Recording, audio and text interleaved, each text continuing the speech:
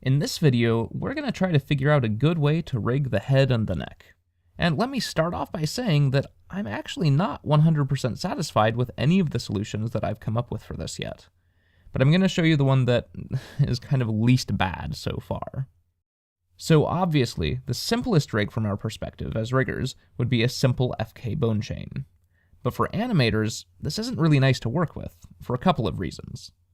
The first is that, just like with arms, it's often a lot nicer to animate the head's rotation independently of the body's rotation.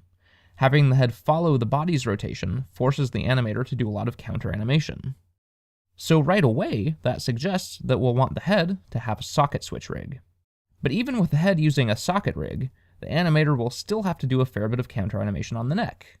If the body rotates backwards, but the head stays stationary, the neck still needs to be rotated up to create a sensible neck transition between them.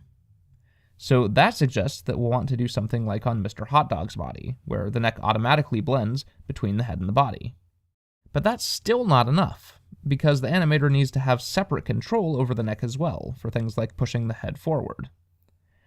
So that suggests that we'll want to use the parent trick on the neck to allow it to be animatable on top of that automation. This may seem like a lot, but it's actually not that hard to rig. Let's break this down and solve one problem at a time. First, let's tackle the automatic neck bending. What we want to do is make it so that whenever the animator rotates the head bone, or the body bone, the neck bone blends smoothly between both of the rotations. We already established the basic mechanisms for this in Mr. Hot Dog's body rig, but we're going to have to modify it a bit here because with Mr. Hot Dog, we kind of exploited the fact that all of the body bones had the same default rotation. If we were to construct the same rig with these bones, the neck would move out of its default pose. Allow me to demonstrate.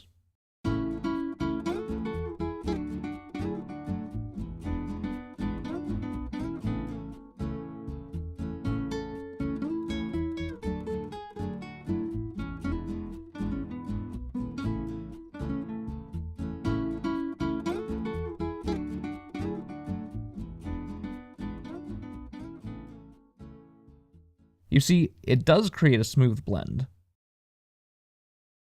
but the default pose is ruined. That's because the neck is copying the world space rotations of the bones. However, even if we switch the constraint to local space, we run into different problems. The rest pose is now preserved, and rotating the head control seems to work, but rotating the body control now makes the neck rotate even further out of place. We could just remove the constraint to the body control, and the behavior of the head control would still be fine.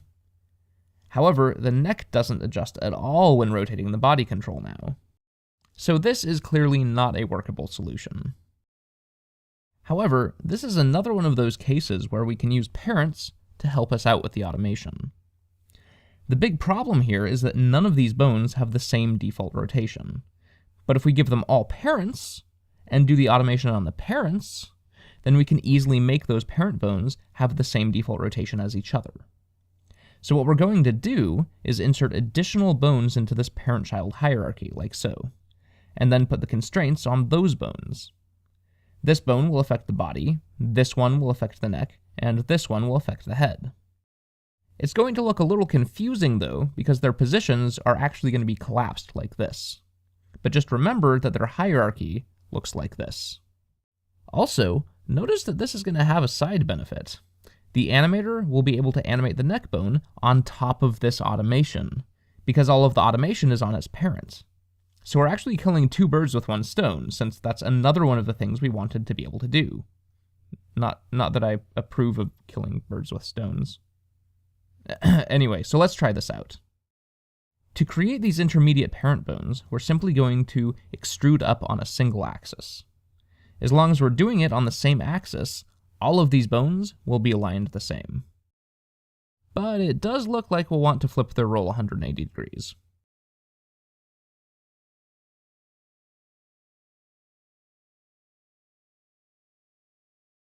Much better. Now we need to change the parent-child relationships. Because of the positions of the bones, this can get a little bit confusing, but just try to keep in mind the hierarchy of the order that you want. This bone is the first in the hierarchy, and this one is second, and this one is third, and the fourth and fifth and sixth. So this should be the child of that, and this should be the child of that, and actually it already is, since it was extruded from it, hence why it's only giving us the option to make it connected. And this should be the child of that, and so on.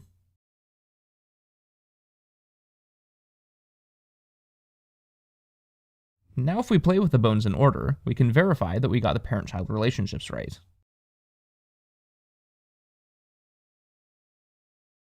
Yep. If you messed up, you can just redo the parent-child relationships until it's right. Now we can create the control bones by duplicating one of the new parents, and create the constraints on those new parents.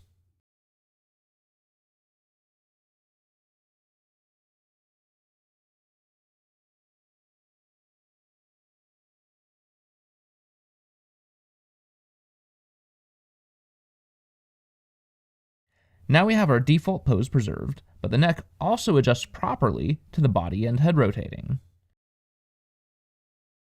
Not only that, but we can also manually rotate the neck bone on top of all of this. I also just want to note that this construction we built here is basically a generalization of Mr. Hot Dog's body rig. This behaves the same as that rig, but we can apply it to any bone chain, no matter how its bones are aligned. Cool, right? However, in this specific case, we can actually simplify it. The user is not going to be controlling the body as part of the head and neck rig, right? And since the neck is essentially following the body anyway because of the parent-child relationship, we really don't need any of the bones or constraints related to the body. So let's remove those.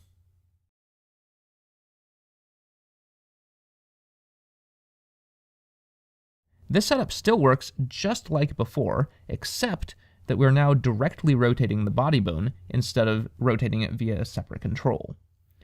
This body bone, in fact, could be controlled by anything, and this setup will still work.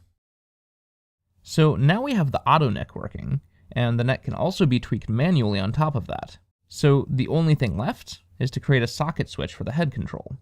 We actually already know how to create that, but I'll walk you through it again since it might seem a little confusing how to apply it here. First, let's move the intermediate parent bones to a hidden layer, since they're not relevant to this at all, and they'll just clutter our view and make things more confusing. Now let's create the socket bone and the real parent bone.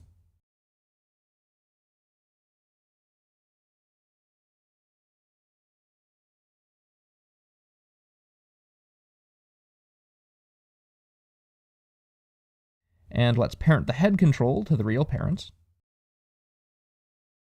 Now add the copy location and copy transform constraints to the parents.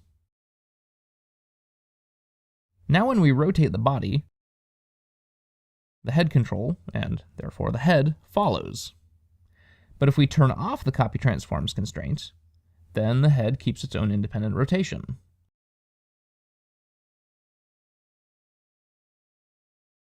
The only thing we need to do now is move the head control to the same location as the parent and socket.